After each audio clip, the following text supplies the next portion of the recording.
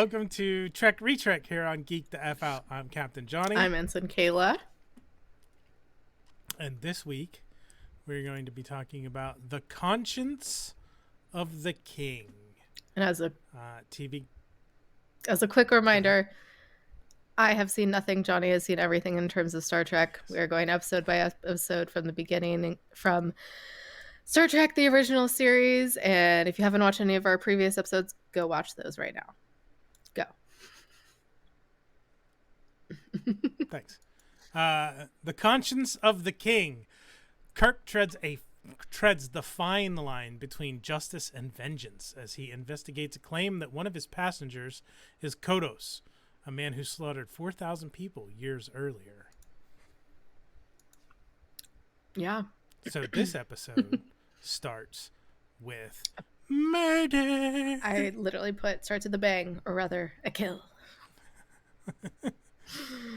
It's fake. It's a fake kill, but they're doing some theater. Which, the irony of that now, knowing what we know, is crazy. It's funny because I watched it twice, and there was like a couple things that, looking back on it, I was like, oh, like that's what was happening. I feel like other episodes that I've watched, I didn't catch as many of those things for whatever reason. It's been a week, so I only got to watch it once. That's fine. But I did get a lot of notes for this episode. Same. And a lot of that's what they said. Yeah. Just ignore me. You're my co-host. I literally can't. I'm not talking to you. I'm talking to the audience. Oh, okay. Okay. My first note, aside from murder, is the actor had some serious eyeshadow on. This is your department. I mean, they were in a play, right? Yeah. Okay. It was serious. It was a lot. Yeah. Yeah. I think just because I feel like stage makeup is very heavy that I kind of was just like, All right. It is what it is. Surprisingly. Didn't really. I don't think it stood out to me very much for whatever reason. But I did note they still have more to say about it. I did say they still have plays in the future. Question mark. We haven't gotten rid of this yet. Sorry, I really am not a big fan of stage theater / musicals. Oh, interesting. Okay. Just not my thing. I wouldn't say there's a lot of it, but it is something that they go to quite often. I don't know if they do it too much more in TOS, but in Next Generation, there's a lot of references to theater stuff. But do they actually put on plays? Yeah. Oh, okay. Yeah. Interesting. I guess, at that time, I mean, it still is kind of a big thing. I feel like maybe at the time, probably even bigger. Yeah. I think some of it, too, also has to do with real-world logistics and legalities of, like, they're not going to be talking about, like, oh, well, I just watched an episode of Gunsmoke last night, or I was watching The Mandalorian. Yeah. Like, they don't really going to do that on... So plays are safer, I guess. That's true. Plus, I mean... A lot of... TV was limited at that time. Yeah. Not close to as much as there is now. Yeah. Less so when you get to Next Generation, but still, yeah. A lot of the music is classical music. Like if you ever hear music playing, which I love, if it's classical a piece that music. If it's a piece that wasn't composed specifically for the show, it's probably a piece of classical music because no royalties. Makes sense. Anyway, go ahead. My next thing is the dramatic turn Phantom of the Opera / Two-Face, when he turns his face and you realize that half of his face is gone. I knew something was up. Like, and I've seen it before. Again, I've watched everything. It's been a long Have time. you? Yes, I have. Kidding.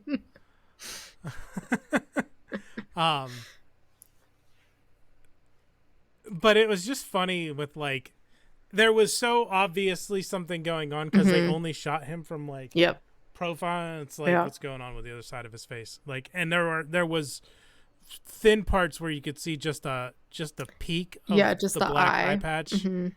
Yeah. I did have written down Kodos, the Executioner. Sounds very thrilling. Like, it's a good name, I feel. Yes. I just realized one of my notes was a line.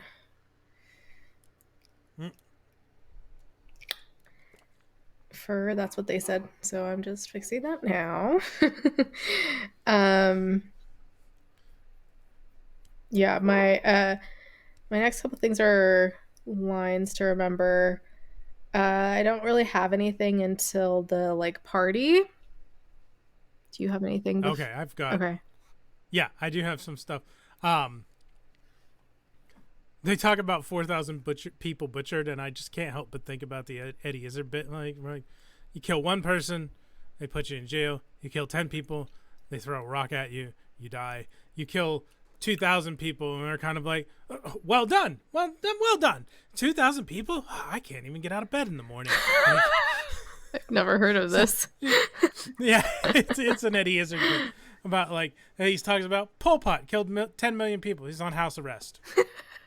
You got some videos. Like, how funny. This has made me think. I thought about the couple is Tom and Martha, and it's Dr. Tom and Martha Layton. Like, I'm like, are these like the Space Waynes?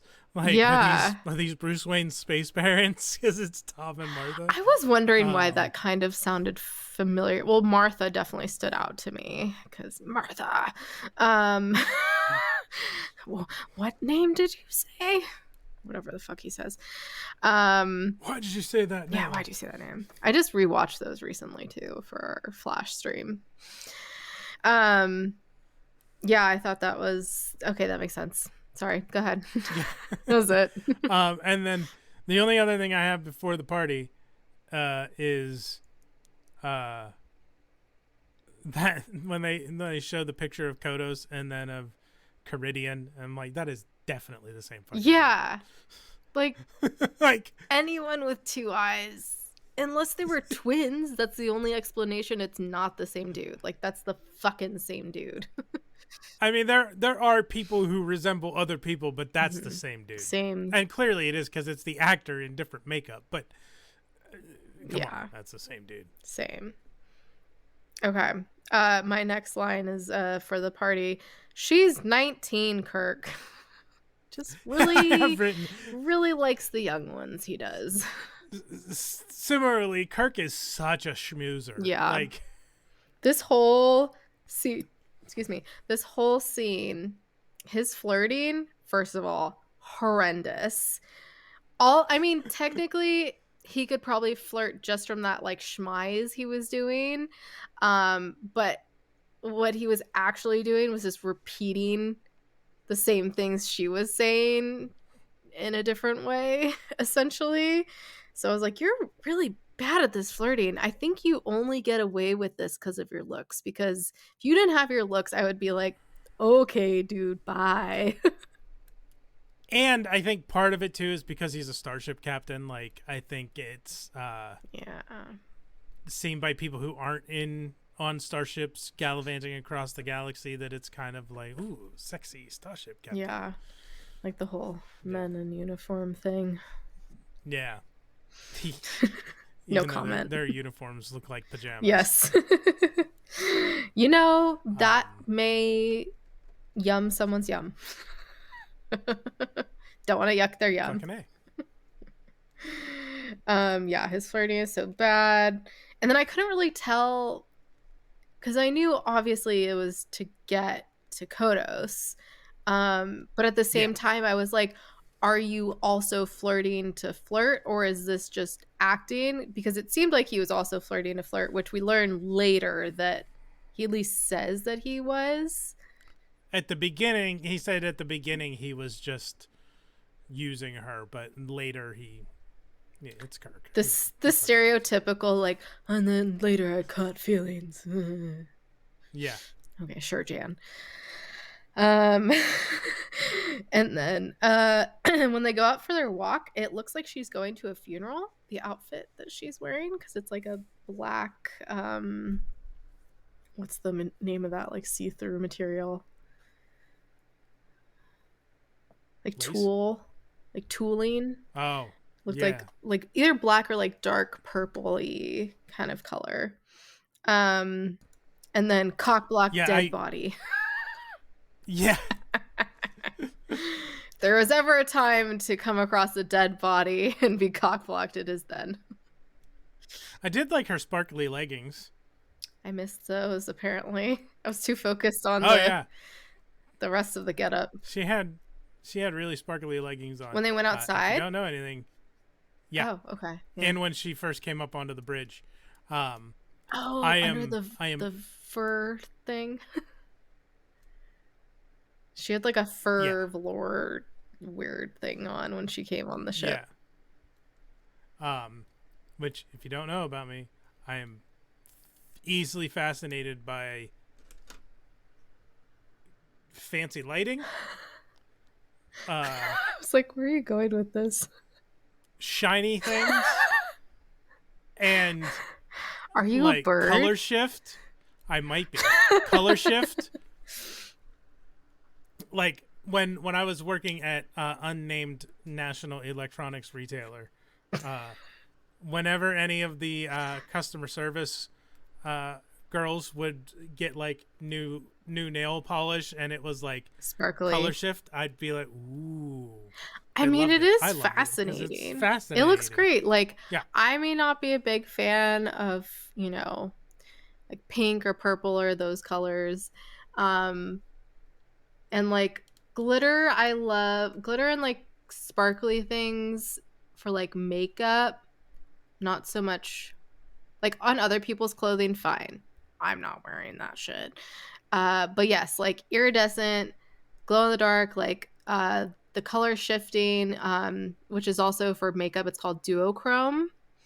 Fun fact. Mm-hmm. So like when you turn in your light, random side note, just saw something recently where there is a glitter that is, I think technically duochrome, but like if you look straight at it, you can't see it until you turn and the light hits it and then it shows up.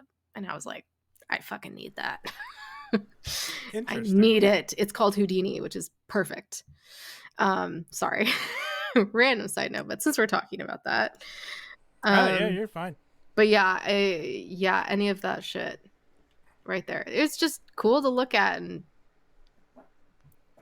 who cares what the fuck else anyone thinks. Anyways, back to Trek. What the fuck is that velour weird fur dress that she's wearing though when she comes on the bridge? I don't think I took note of it. You clearly were distracted by the leggings. The sparkly leggings. Oh yeah, I think I see it. It looks like it's gray and white or purple. Yeah, it's interesting. That is a choice. Yeah, that is a choice. Oh yeah, and then when she does come on board, it was so funny watching Spock judge their entire interaction. He's just sitting over there and he's looking at them like, what's going on here? We talked about this a little bit during, I think it was Dagger of the Mind, where it's like, it feels like,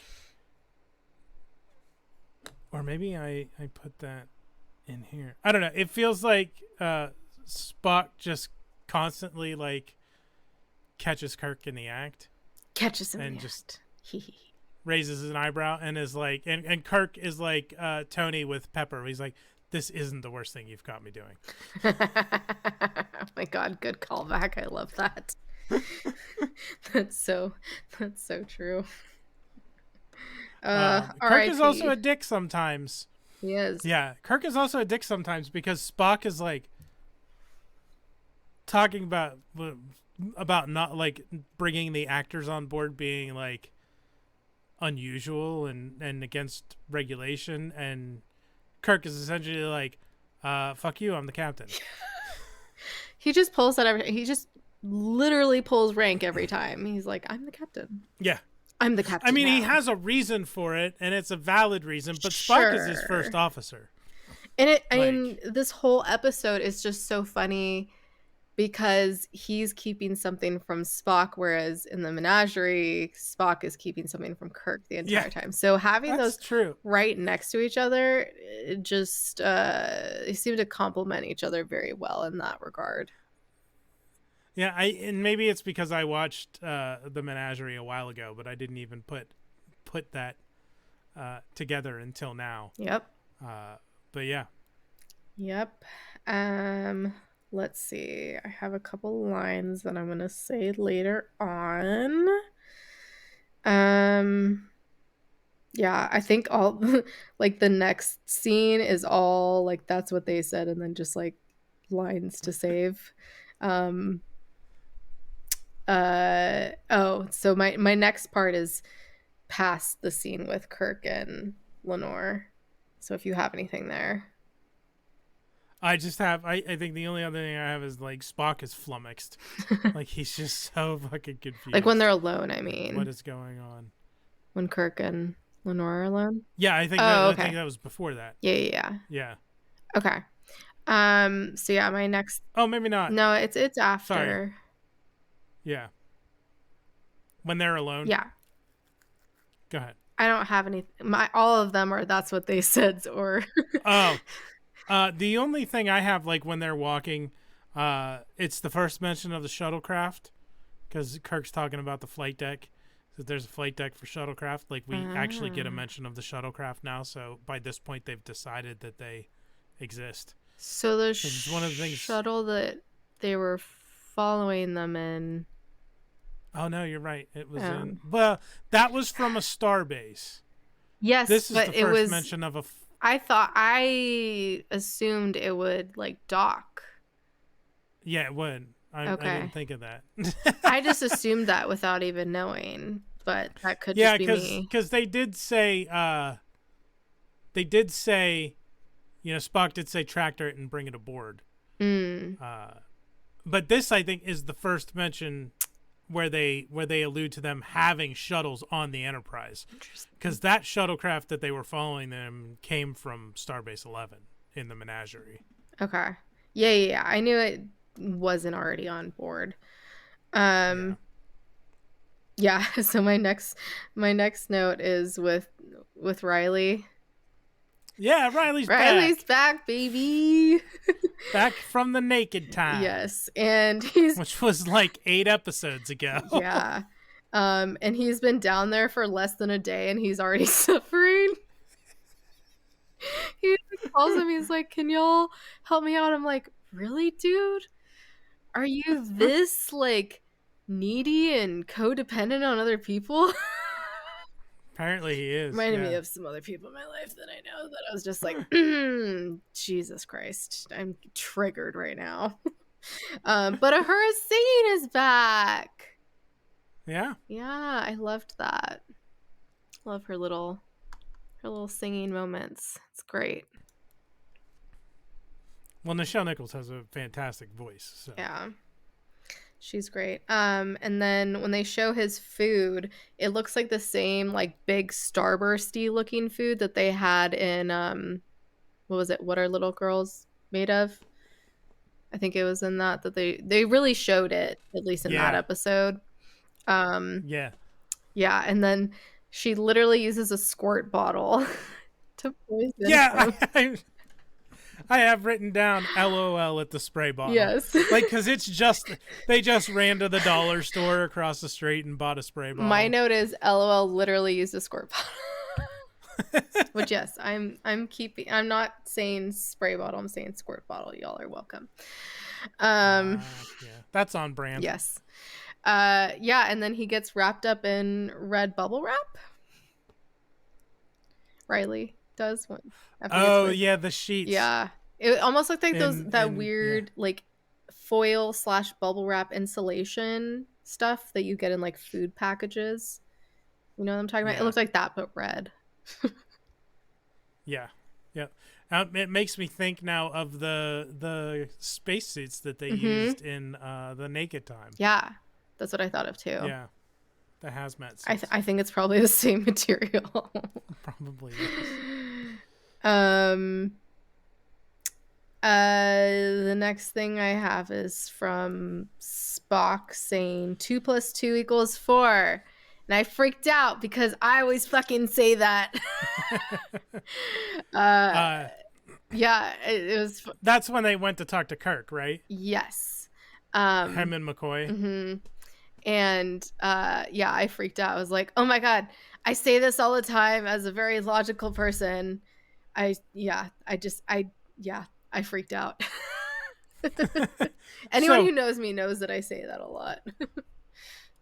Just before that, I wrote down, so they're literally just going to leave the dude who someone just tried to murder alone in sick bay. I hope there's guards outside the door. There would almost have to be. And maybe we're supposed to assume that. You would think that they posted guards outside sick bay. Because someone just tried to poison this dude. But then you think... Although McCoy is not convinced. He thinks it might have been an accidental mix-up because whatever, the lubricant is milky. Yeah. LOL.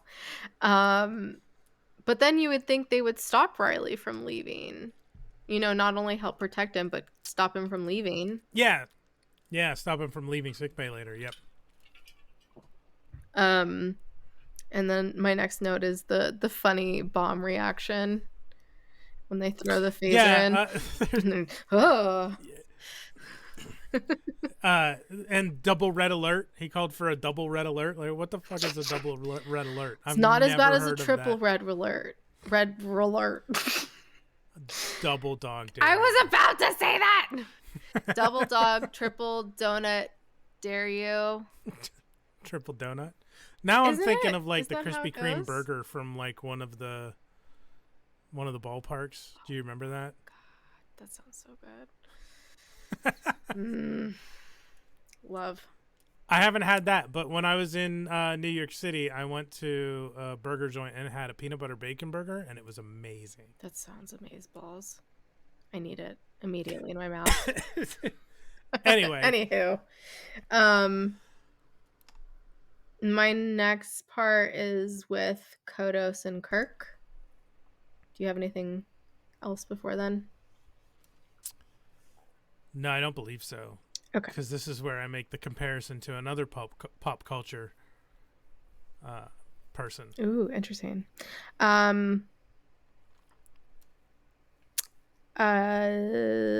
His whole monologue Kodos has essentially. But the part that I picked out, there's some words in between these, but blood thins, body fails, etc., etc., etc. I am tired. I was like, well, I feel that. And then he says, the past is a blank right after that. But yeah, that whole monologue was just so funny.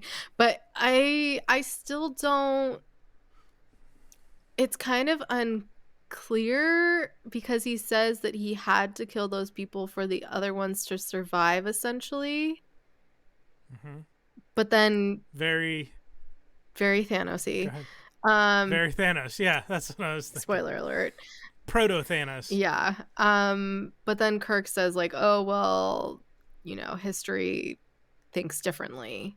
So I'm very, I would love to know more about that event personally, because I felt like there was a lot that was left ambiguous. Mm-hmm. And because they said that and he brings up a good point. He's like, if those rescue ships had not shown up when they did, they were early. You know, what would have happened? Would I be instead regarded as a hero? Because if you think about it, it's like an impossible choice, right? Either you, I mean, I guess it's not an impossible choice. You probably shouldn't murder 4,000 people, but No. if you don't know when or if rescue is coming, and you know that if you don't make a decision, your entire world is gonna erupt into everybody fighting and killing each other. Like, how do you stop it? Like, because you're gonna run out of resources. It's the Thanos was right. People are probably on Kodos' side here. So Sophie's choice for sure. Yeah. But I don't know. Yeah. I want to know more about that situation because, yeah, that's pretty much it. I'm willing to bet that there's probably a novel or two about Kodos the Executioner. I'm sure. Because they liked to fill in gaps with novels for Star Trek. And some of the Star Trek novels were written, they're still not considered canon, but they were written by writers who wrote scripts for the show. So they're probably as close to canon as you're going to get. Okay. That's cool. But yeah, some of them are really interesting. I don't read, I haven't read a Star Trek novel in a long time, but I used to read them a lot. And it was interesting because there were Star Trek audiobooks that they would do. I got a couple Star Trek audiobooks on cassette from the library back in the day. And they had like the actors reading their parts. Oh. They had sound effects from the show, like the door whooshes and the That's cool. computer consoles beeping in the background. Like it was more like an audio play than an audio book. Love those. So some of them were really interesting. Yeah. That's awesome. I'll have to. But I bet there's one about Kodos and that sure. colony and that whole thing. It just, I want to, yeah. Seems like something people would fill in those blanks a little bit more. Like what exactly was happening there that caused him to have to make that decision. I don't have too much more. I said, oh shit, the daughter knows. And then when Riley finds out, I was like, well, there goes that secret. Good job, Bones.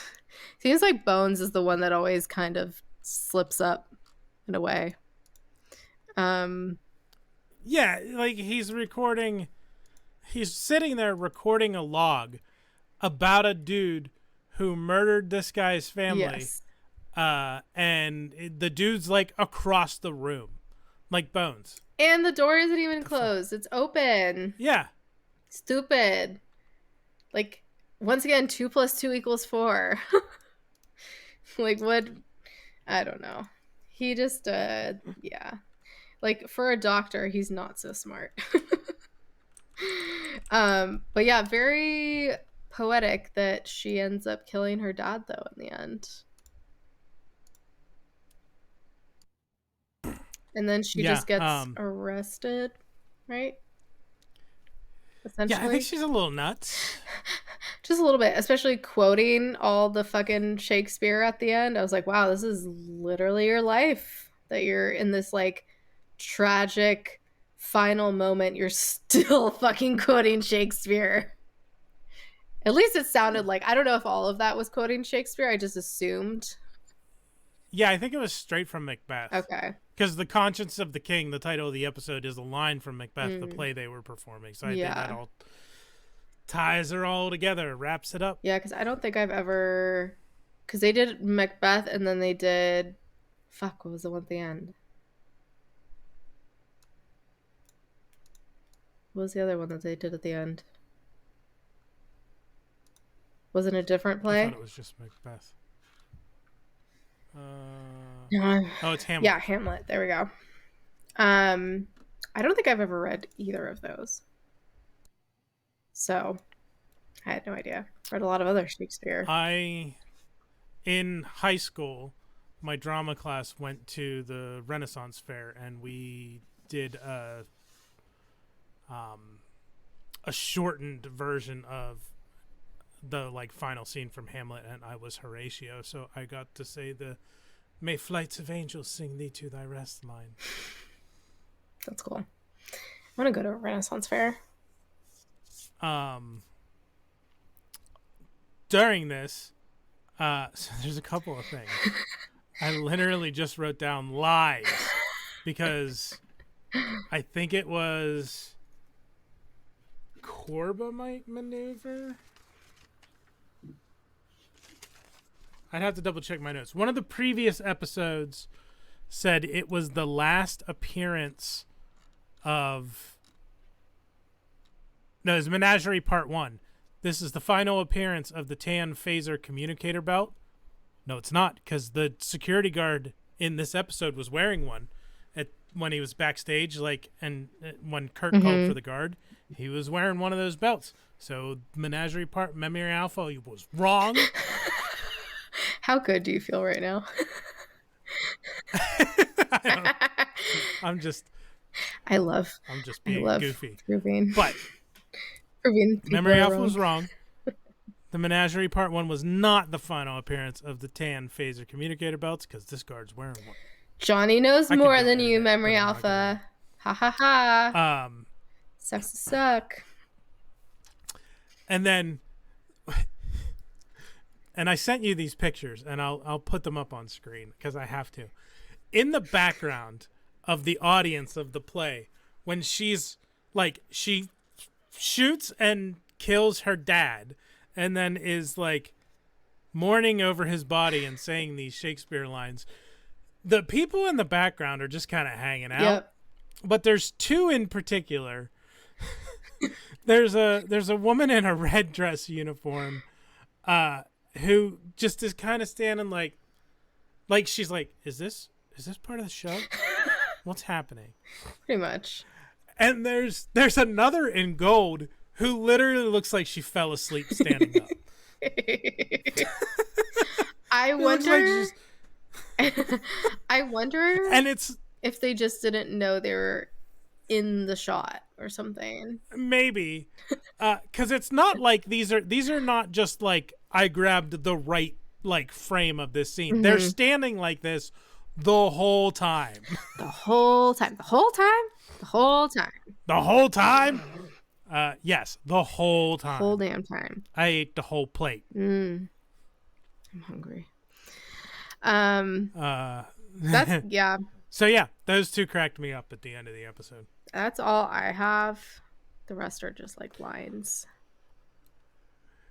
Yeah, let's go to favorite lines and moments. Okay.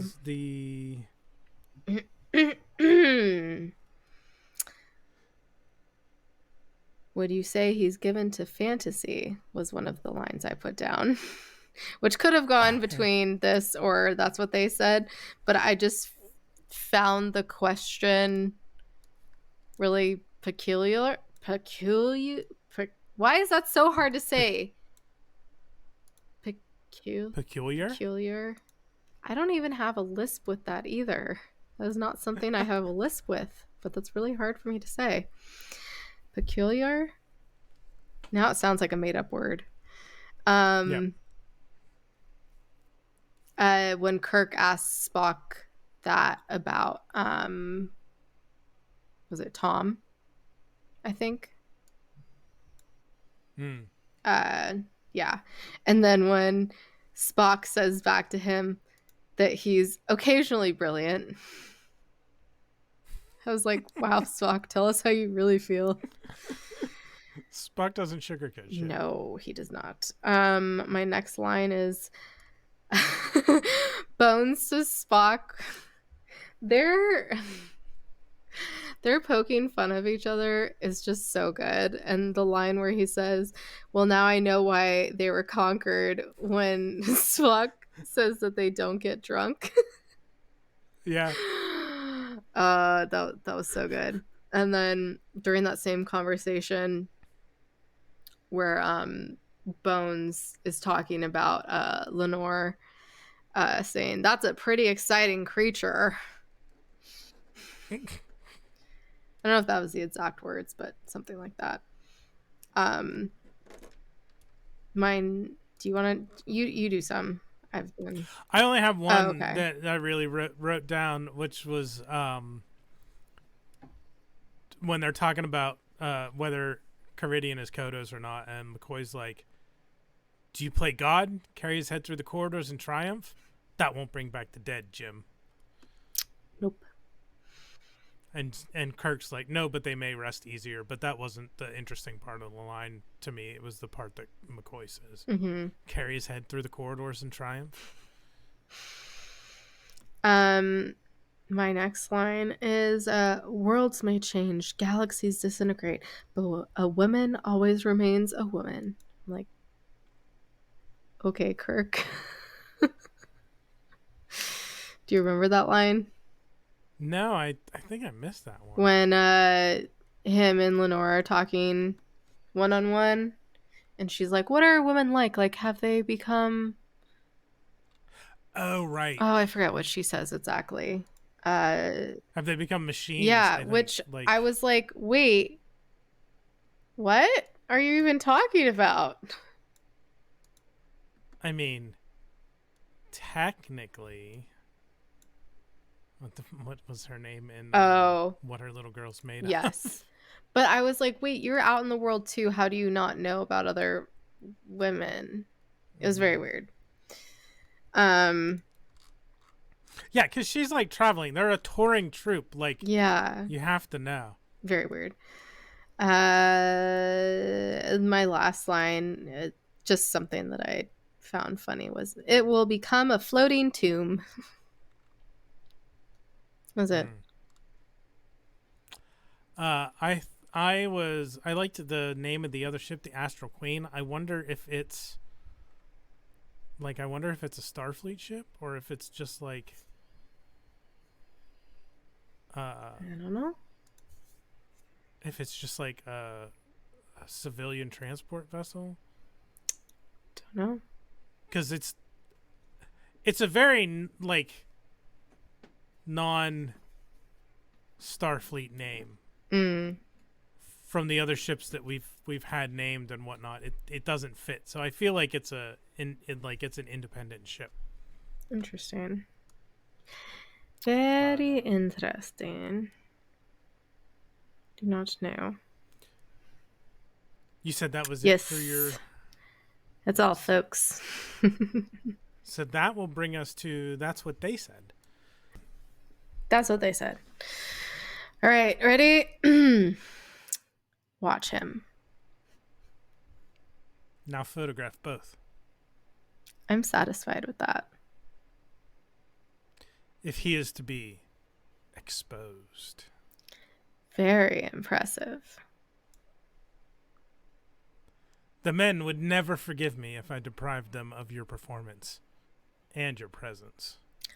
All this power, surging and throbbing.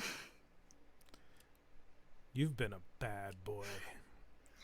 How do you like that, Riley? Come. I've got to feel my way. You talked of using tools. See Caesar come. Come with me, both of you. I know how to use this, Captain. Yay. That is your particularly saucy edition of That's What They Said. This episode was a gold mine. I had to use the just come on its own because it was like that in that scene. There's obviously been other times where it's been said, but usually it's followed by something else. So I was like, I'm just going to throw it in there. Gotta do it. Y'all are welcome. So that will bring us to episode trivia from Memory Alpha. I put in a bunch. I don't know if I'm going to read them all, but although now, I don't know if we can trust Memory Alpha's trivia and facts. I don't know if we can. You seem to know more than them. Her walk-on bridge appearance and stern look at Lenore is Grace Lee Whitney's last filmed appearance in the series. However, her last on-screen appearance, Balance of Terror, actually aired a week later. I don't even remember seeing her in the episode. Who's that again? Yeoman Rand. Oh yeah, she I forgot to mention that part. Yeah, she walks in at a certain point, and it's funny because her and Lenore look very similar, and she kind of looks at her like, well, shit, and then walks out. He's got a type. Yeah. Breathing. His type is His breathing. type is breathing. Let's be honest. And even that might be questionable. Yeah. Because, the sex robot girl, oh, yeah. she wasn't breathing. So, no, breathing isn't even his type. His type is upright. Yeah, he's not into necrophilia that we know of yet. Yeah, that we're aware of. He doesn't seem to have a age limit, so... I mean, honestly, I don't know if I can blame him. With Lenore? With almost all of them. Yeah. Sex robot included. Yes. Oof, that sex robot, though. If you don't know what we're talking about, go watch What Are Little Girls Made Of. What Are Little... Yeah. The title is very hard to say. If you aren't sure, it's the one with Kirk holding the stone dildo in the thumbnail. Can't fucking miss it. Yeah, can't miss it. You really can't. Oh. Okay. More in the script. Go. Yep. In the script, Yeoman Rand interrupted Kirk and Lenore on the observation deck to bring Kirk a report. However, this event was omitted from the episode. 28 years later, it was featured as a dream flashback in the comic book story The Dreamwalkers. Unlike most of the doors seen in the original series, the one to Leighton's house is operated manually and swings open and shut. Similar examples are seen in the courtroom in Court Martial and in Captain Pike's ward in the Menagerie Part 1. I thought they were talking about... Never mind. Anyway. Because I usually leave out stuff when it's talking about episodes we haven't seen yet, but that one I slipped by because I saw Court Martial and I thought they were taling about Spock's Court Martial. Yeah, in I the was thinking Menagerie. that too. Okay. Anyway, this I've already episode forgotten contains Star Trek's... What's that? I've already forgotten it. It's fine. Good. This episode contains Star Trek's first direct reference to eugenics, although there is an oblique reference in What Are Little Girls Made Of. Spock declares Kodo's martial rule of Tarsus 4 to have been an experiment in eugenics, causing McCoy to note that his wasn't the first such experiment. I think McCoy specifically says, unfortunately, not the first. Yeah. I think he does. Kirk refers to eugenics as kind of a running theme through TOS and later. Not a running theme. It comes up now and again. Okay. Kirk refers to Riley as a lieutenant in the Star Service, another early name for Starfleet. This is the only episode to depict nighttime on the Enterprise. Kirk says that conditions of night and day are approximated as closely as possible aboard the ship. And that carries on. We just generally don't see a lot of scenes take place at nighttime or over the night shift of the ship. Which... don't even know how that would work in some parts of space. Just be completely dark if you're far away from a sun, right? Yeah, well, the ship lighting will compensate, so it'll be dimmer at night. Oh, yeah, because it's supposed to mimic. Day. Right, yeah. That makes sense. So that is it for episode trivia. That will bring us to memes and spoilers without context. Memes! So I went first last time, so we will start. I'm so glad you remember that. We will start with Ensign Kayla's memes. We'll bring them up on the screen. All right, so we got Shakespeare because Shakespeare. You go right there. It's backwards. Yes. that way. Yes. Yeah, I'm figuring it out. I mirrored mine, left. so it's this way. Oh, yeah. Yeah. Go ahead. And then, you know, Harvey Dent Two-Face because of Tom. Thanos Snap, taking out half the population, and got milk because Riley's milk was poisoned. That's it. Riley's, maybe it was a White Russian. It looked like it was just with regular tray. It was just okay. milk. I know. Could have been, but it just looked like a tray of food from the cafeteria. Your and memes. then we'll bring my spoilers without context up on the screen. We have the Executioner for Kodos, the Executioner. Mm-hmm. The comedy and tragedy masks because of all the theater. Yeah. Also, sometimes we overlap Thanos because of the resources. And once again. And I checked, and I forgot to mention this. I wrote it down. So this episode was from 1966. Thanos' first appearance was in 1973. So Kodos predates Thanos. And their names and rhyme.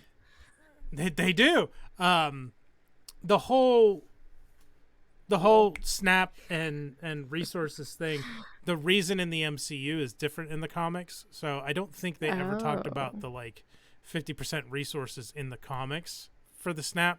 That was, if I'm remembering correctly, an MCU thing. So maybe someone writing for the MCU was a Kodos the Executioner fan and decided to use that as Thanos' reasoning. I'm sure the same trope has been used again, though. Oh, yeah, I know. I'm just being... hopeful. Yeah. No, well, not even hopeful. Just being dumb. And then lastly, because I guess like daughter, like father, you know, she learned it by watching you, which I don't think is the case. She is not old enough to have witnessed him doing that. No, she's literally younger than the event. She was born after the event. But I use the meme anyway. But she knows about it. Like, how does she... That, like... Does he just talked about it? I'm guessing, like, the first couple of years he had to, like, lay low and be on the run and eventually explain to her what he did and why he did it. But, yeah, I guess. it's weird. Alright, but it was interesting that he didn't know... That was kind of the twist. He didn't know that she was the one killing all those people because you assumed it's him. And then once you find out it's... twist. Yeah, but then once you find out it was her, you're like, oh, well, he knew. Or he was having her do it. But no, he did not know. And, like, they really make it seem like he's trying to create this whole new life for himself out of, like, the fact that he really, you know, does want to do that. But at the same time, like, you still murdered all those people, bro. Yeah. He did. He's one of those characters who is interesting because he did what he felt he needed to do for the best of everybody. Mm-hmm. I would argue that murdering 4,000 people is not good for anyone. No, definitely not. But in his mind, he did the right thing. He needed to make a choice, and he made it, and that's that. So, yeah, I don't know. But it's not like he's a serial killer or, like, gets off on killing people. He just had to do something and did it. Yeah. And he wants to put it behind him. Whether the decision was right or not is immaterial to the fact that he's trying to, I guess not, I don't know. I don't know either. It's not like he's well, he is a mass murderer. Got you there. He's not going to go out and kill more people is the thing. So he's not like a serial killer. So he's not really like a danger to anybody else. I mean, he's still murdered 4,000 people. I know. I'm just giving you shit. I'm not advocating for him. Once again, we don't condone this behavior. Let's make that fucking clear. If anyone is fucking, like, I can't with some people. If you're really... Like, I just really don't know anymore because there have been people who have literally been, what's the word? Not justifying, but... Advocating? Not even advocating. Just they're okay with like predatory pedophilia. They're just okay with it. So I'm like, I don't know anymore. FYI, murdering someone is bad. FYI, pedophilia is fucking bad. Hitting on girls underage is not okay. Don't know how many times we have to fucking say this. I'm just flabbergasted that people are okay with that. Like, yeah, that's it. Thank you for coming to my TED Talk. I just don't know what people are going to think is okay anymore in this world, because someone's going to justify murder somehow now. That's what I think is going to happen, and it's not okay. FYI, we don't condone it. Period. End of story. Good day. Breathe. I can't. I have nothing to add. So on that note, let's rank the episode. Okay, Captain, easy. Oh, really? Yeah. I told you I really liked this episode. You did. Yeah, I think maybe partially because there was a lot of that's what they said. And yeah, just very different. Once again, very different, like trope. Yeah, especially because it's this guy. He's trying to figure out if he's this killer, and he's also putting on these plays, and then he's also hitting on his daughter. It's a whole smorgasbord of stuff going on, and yeah, it was entertaining. I would say watch it. You're not going to say Captain, are you? I don't know. You bring up good. Like initially, I was looking at Commander. Okay. It's fair. But you bring up some good points that I didn't consider in my analysis of the episode. That it is a completely different. I do make good points. It is a completely different plot and like tropes from what we've seen thus far, giving the series more variety. Yeah. I think that's a big one for me, at least. You don't have to follow that though. Just because this is something I'm watching for the first time. And yes, I've watched a lot of sci-fi shit. And I've seen a lot of these tropes already. So if it's something new to me that's going to stick out to me, and I'm going to want to like recommend it to someone, because if I'm recommending it to someone, they probably already are into sci-fi. So I'm not going to recommend something that they've probably seen something similar to already, if that makes sense. Mm-hmm. Go with your gut. Well, I'm conflicted now. I'm so sorry. It's okay. I had to think for a little while. I had to reassess my life and the way that I look at the world to correctly rank this episode. And I'm not just going to do this because you ranked it that. But like I said, the points that you bring up are good as far as like the variety. And it is it's a really interesting episode. It's a really good episode. I'm going Captain. Yeah. Final answer. Woo woo. So we give Come to the dark side. The Conscience of the King. I also do really enjoy Spock's little like detective work subplot. Mm-hmm. Like I think that was my favorite aspect of the episode, was Spock trying to figure out what the fuck was going on. Yes. And he's good at that. He is. Yeah, I feel like there was truly a little bit of everything. Like we had fucking Uhura singing. Like amazing. Yeah. Why do you seem confused by that? I was reading another tab because I was going back to something we mentioned earlier. Oh, it's okay. Like we have her singing, we have the Bones and Spock going at each other. Not in that way, although I'd love to see that. And I mean, we got an Irishman. We got Riley. You know, we didn't have Sulu. What more do you need? We didn't have Sulu, which was kind of sad. We do need Sulu. Yeah. But no yeah. Scotty either. Yeah. And yeah, just a whole different. And it started off with the play too, so it literally started with something different.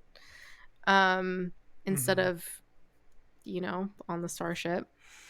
Yeah, I just think it had everything, in my opinion. So yeah, unanimous captain, baby. Indeed. I was going back to sorry. Where's my Kodos does co-host? make some appearances in novels. There apparently is a novelization of this episode, which is interesting. And then there's 3 Star Trek novels that he appears in. A Discovery novel, apparently, called Drastic Measures. I wonder if that's all about that, which means that's recent.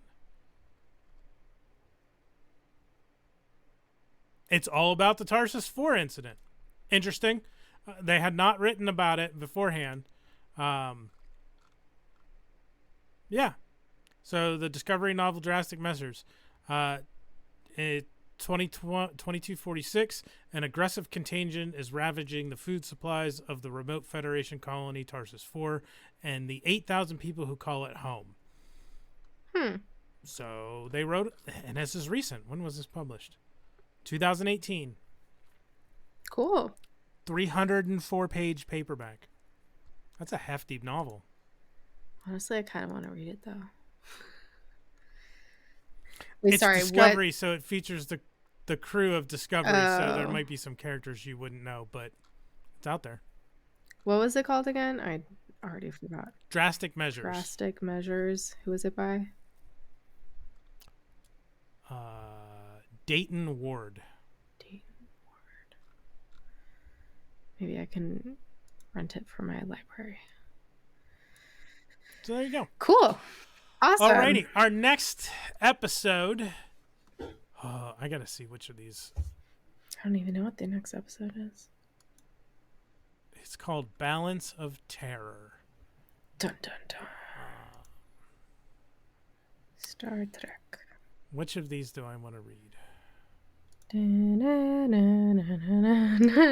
No. The Enterprise must decide on its response when a Romulan ship makes a destructively hostile armed probe of Federation territory. I heard Romulan and I heard probe. I know those things.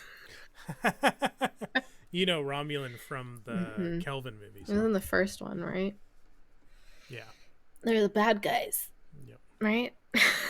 I need to rewatch them. Because yes. For the plot, aka Chris Pine. And Zoe Saldana, come on now. Yes, Zoe and fucking Quinto and Carl Urban. Amir. I never know how to say his name. That movie's full of hot people. Yes. Yes. Okay. Well, that'll do it for this week, folks. Thanks for joining us. Thanks. Especially all of our tangents. Yeah. This was an off the rails episode. Tell me you have those are fun. ADD sometimes. or ADHD without telling you have ADD or ADHD. Hope y'all enjoyed.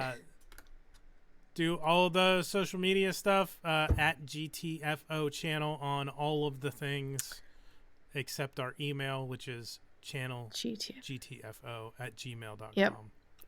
We switched that up for y'all. But yeah, please follow us on all those. Smack that like, smack that subscribe, smack that bell icon. When this is coming out, we are also when this will come. When this comes. And it's gonna fucking come. It's gonna come real hard.